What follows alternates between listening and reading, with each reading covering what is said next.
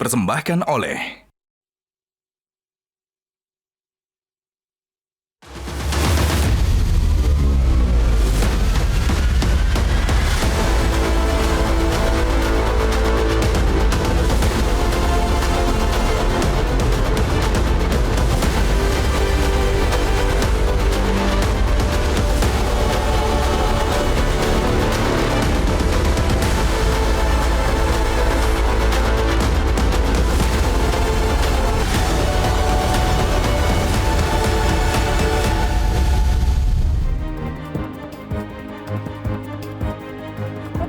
Belum sembuh luka masyarakat akibat kasus bahan bakar minyak Pertamax oplosan.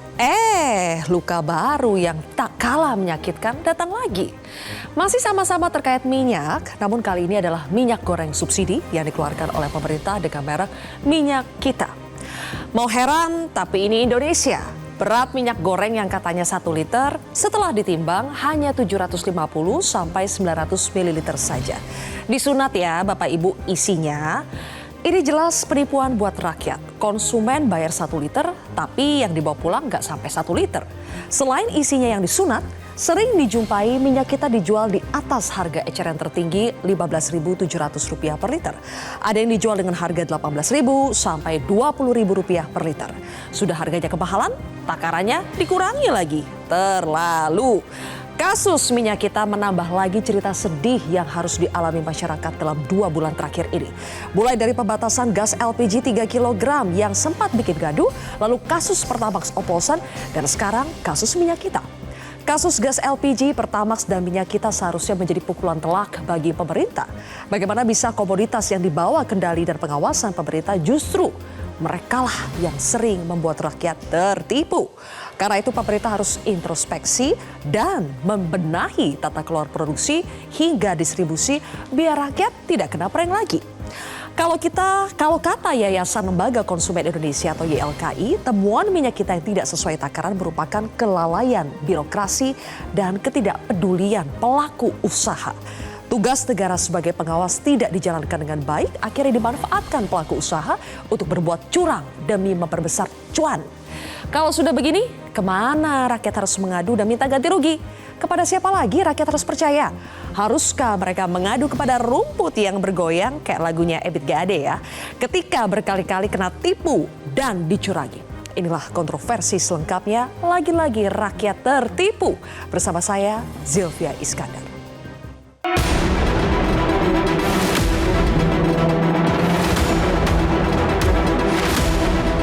Ini kurang 5%, ini kurang 10%. Tapi harganya sudah sesuai HET, tapi masih kurang. Nah ini harus diperbaiki.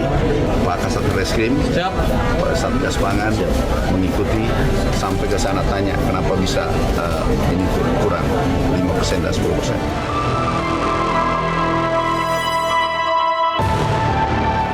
Ya kita pastikan, makanya teman-teman itu melakukan pengecekan itu tidak hanya ke repackingnya saja ya, tetapi juga ke pasar-pasar rakyat kita lakukan.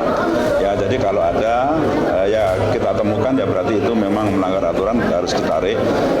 Jadi kita ya tim pengawas Satgas Pangan dan Polri setiap hari bergerak, apakah itu di pasar rakyat maupun di repacking yang ada.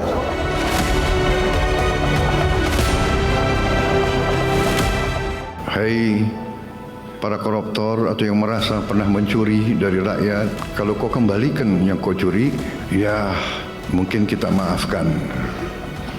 Tapi kembalikan dong.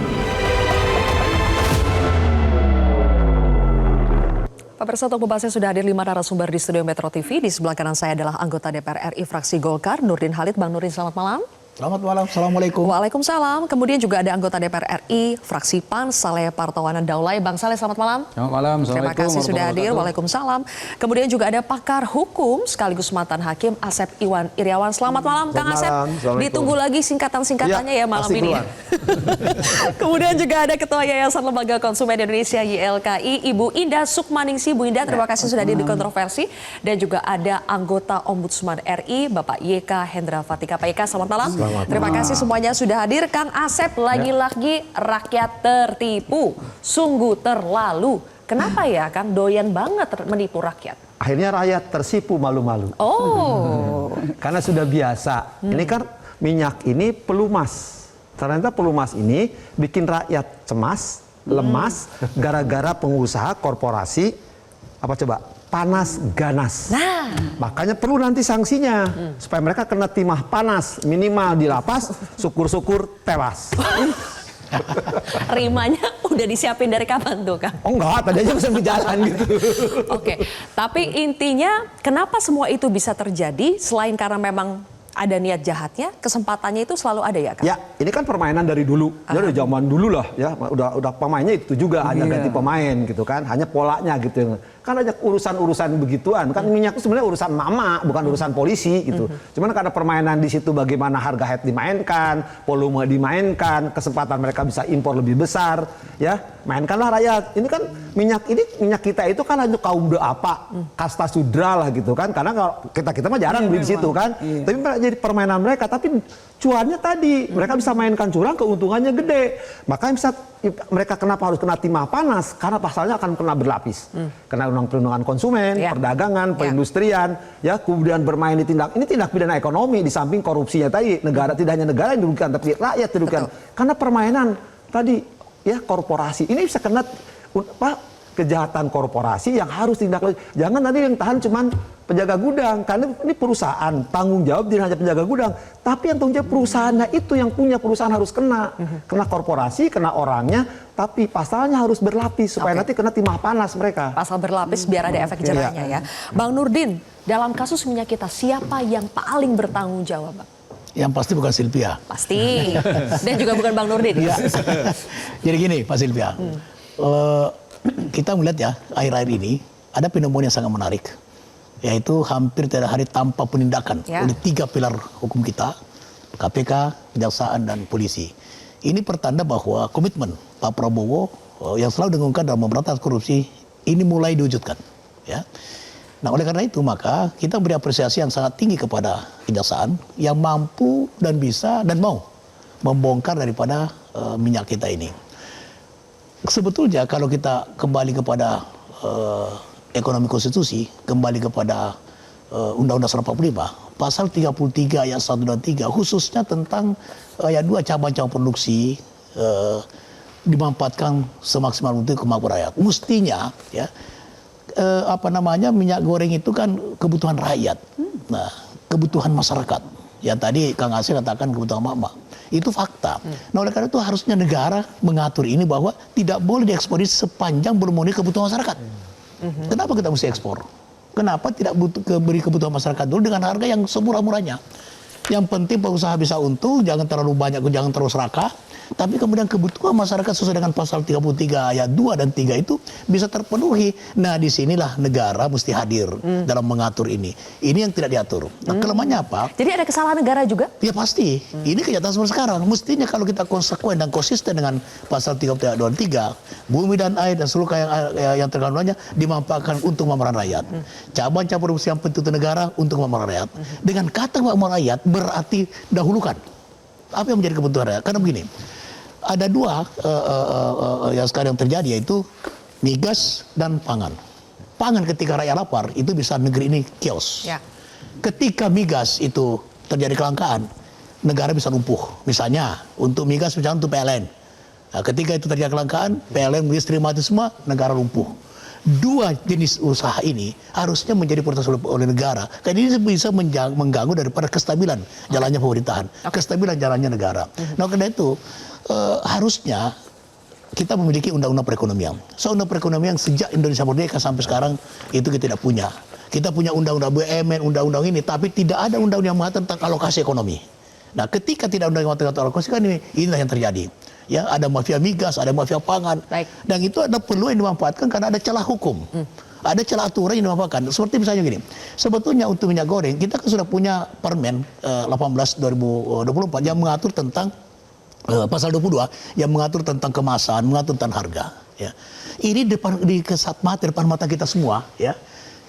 Harga sudah dimainkan. So, dalam peraturan 18 Permendak ya, Perpres itu mengatur bahwa harga tertinggi itu untuk di distribusi 1 itu paling tinggi 14.500. Distribusi 14.000, disuruh 3 13.500. Kemudian eceran tertinggi 15.100. Sekarang fakta lapangan di depan kita 17.000, 20.000, 30.000. Oke. Nah, ini kan sebuah penipuan.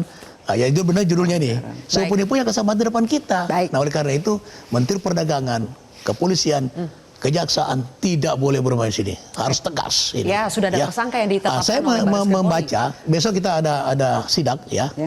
Dengan Wakil Ketua DPR Komisi 6 kita ada sidak. Kalau saya ini sekarang kita membaca bahwa Kementerian Perdagangan akan menarik daripada minyak ini. Kalau saya jangan ditarik, kalau ditarik terjadi kelangkaan. Ya. Yang ada sekarang ini biarkan dijual. Kalau produk ini gratis kepada rakyat. Oke, nanti kita bahas itu lebih jauh ya. Karena penyimpangannya ada 2. Itu. Oke. Sampai di situ dulu, Bang Nurdin ya. Saya pindah dulu ke Bang Saleh di sini. Bang Saleh, kita tahu tujuan minyak kita ketika diluncurkan tahun 2022, waktu itu Mendaknya masih Pak Zulkifli Hasan, adalah supaya bisa menjadi solusi kelangkaan minyak goreng yang sering terjadi. Kemudian juga dengan harganya yang murah, diharapkan bisa menjangkau lebih banyak masyarakat kita. Tapi fakta yang terjadi hari ini harganya tidak murah-murah amat. Karena banyak yang dikerek naik ya, tidak sesuai dengan HET-nya. Plus isinya dicurangi pula. Kenapa bisa melenceng seperti ini dari tujuan awalnya, Bang? Ya, sebetulnya kan kalau dari awal itu saya kira ini berhasil kok sebetulnya kalau kita lihat. Jadi pada waktu itu kalau kita ingat ya, kilas baliklah dulu ya ketika Zulkifli Hasan pertama sekali jadi Menteri Perdagangan pada waktu itu. Itu kan harga minyak goreng itu ya. Itu kan gila-gilaan juga. Jadi masyarakat memang kesulitan waktu itu. Dan saya kira Presiden juga waktu itu sudah melihat ada sesuatu yang tidak benar dalam pola produksi dan distribusi minyak goreng pada waktu itu. Nah, oleh karena itu tugas pertamanya Zulkifli Hasan pada waktu itu adalah untuk membuat harga ini stabil. Lalu dipanggil itu semua produsen dan juga eksportir ya, CPO dan juga produsen minyak goreng kita ini. Lalu didengarkan apa keluh kesah mereka. Lalu ada yang memberikan masukan nih, bagaimana caranya supaya harga-harga ini bisa distabilkan. Nah, itulah tadi muncul yang DMO itu. Nah, akhirnya dengan adanya kebijakan DMO itu, Zulkifli Hasan, Ketua Umum PAN itu menyampaikan ke Presiden satu-satunya solusi yang cepat untuk menyelesaikan masalah harga pada waktu itu adalah dengan memberikan DMO kepada para pengusaha yang terkait ini. Sehingga mereka tidak tergiur secara totalitas untuk mengekspor barang-barang produksi dalam bentuk CPO dan lain-lain itu ke luar negeri. Produsen-produsen itu ditunjuk ya? Ya itu kan memang sudah ada. Itu kan perusahaan-perusahaan besar-besar ada semua. Lalu pada waktu itu di istana itu terjadi perdebatan sebetulnya. Agak seru juga. Ini saya tahu cerita di belakang layarnya itu karena ini kan kebetulan Ketua Umum. Setelah selesai perdebatan kan dicerita juga ke kita, minta pendapat kita. Lalu di situ akhirnya diuji coba dulu 2 minggu. Cobalah ini bagaimana bisa berhasil atau enggak. Dan alhamdulillah pada waktu itu setelah dipanggil ternyata para pengusaha-pengusaha itu digugah nasionalismenya. Jangan sampai kalian mengirim ke luar negeri tadi yang pasal 33 tadi. Coba perhatikan dulu kebutuhan dalam negeri. Dan alhamdulillah berdasarkan gugahan yang diberikan oleh Zulkifli Hasan itu mereka berkenan. Akhirnya barang-barang yang tadinya sudah siap diekspor itu akhirnya dipergunakan untuk produksi dalam negeri. Tapi sekarang pengusaha-pengusaha juga yang bermain. Sebentar, harganya pada waktu itu nggak 15.700, pada waktu itu 14.000. 14.000? Iya, masih 14.000 dan langsung otomatis itu stabil ya seluruh Indonesia. Itu dulu ya, ceritanya background seperti itu ya. Pekerjaannya itu tidak sulit, artinya mengerjakannya itu tidak kurang dari hanya 2 minggu udah stabil. Kalau sekarang apa dong yang beda? Nah, jadi sekarang ini tadi mungkin ada persoalan di dalam supply and demand. Di bulan Ramadan ini kan permintaannya kan besar. Orang biasanya nggak kalau di kampung saya itu masak kue loyang namanya itu yang butuh minyak banyak itu biasanya nggak masak pada bulan-bulan lain. Tapi bulan Ramadan ini dia banyak masak itu. Jadi kebutuhan terhadap minyak ini makin banyak. Akhirnya ya sistem produksi dan distribusi kan ya sedikit kompetitif. Nah di situ kelihatan ini loh kok begini, ada kebetulan saja, mungkin ini kebetulan juga nih, ada yang menemukan ukuran dan takarannya berbeda dengan yang semestinya. Tapi untung ada yang menemukan. Loh, jadi sekarang begini, kalau ini Mbak, kalau soal sistem dan mekanisme pengawasan di Indonesia, ini saya mau kasih tahu, di DPR itu ada 3 komisi yang sebetulnya berkaitan erat dengan sistem distribusi pangan di Indonesia. Pertama, itu Badan POM. Badan POM itu harus periksa ini sehat apa enggak untuk didistribusikan ke rakyat. Yang kedua ada Komisi 6. Komisi 6 itu apa? Dia harus melihat ini perlindungan konsumen. konsumennya aman atau tidak. Baru di kami di Komisi 7 itu produksinya udah benar nggak?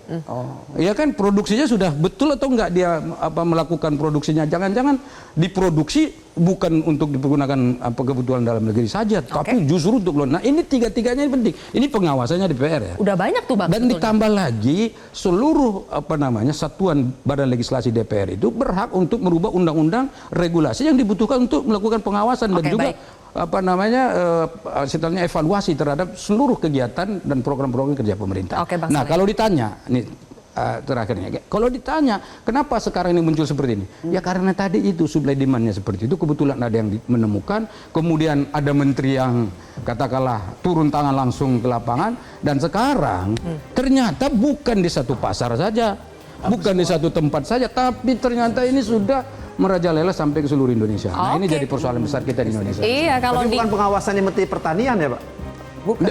Sebetulnya bukan, tapi ada Pengawasannya? kaitannya dengan pertanian juga. Nanti kita jelaskan Karena kelapa soal sawit kita tidak jelaskan. produk pertanian mungkin. ada juga kaitannya dengan pertanian. Tapi dari penjelasan Bang Nurdin, Bang Saleh, sebetulnya kita tangkap bahwa sebetulnya harusnya dalam sisi pengawasan itu tidak kurang-kurang kok. Yang mengawasi sudah banyak. Tapi kenapa ini masih kejadian?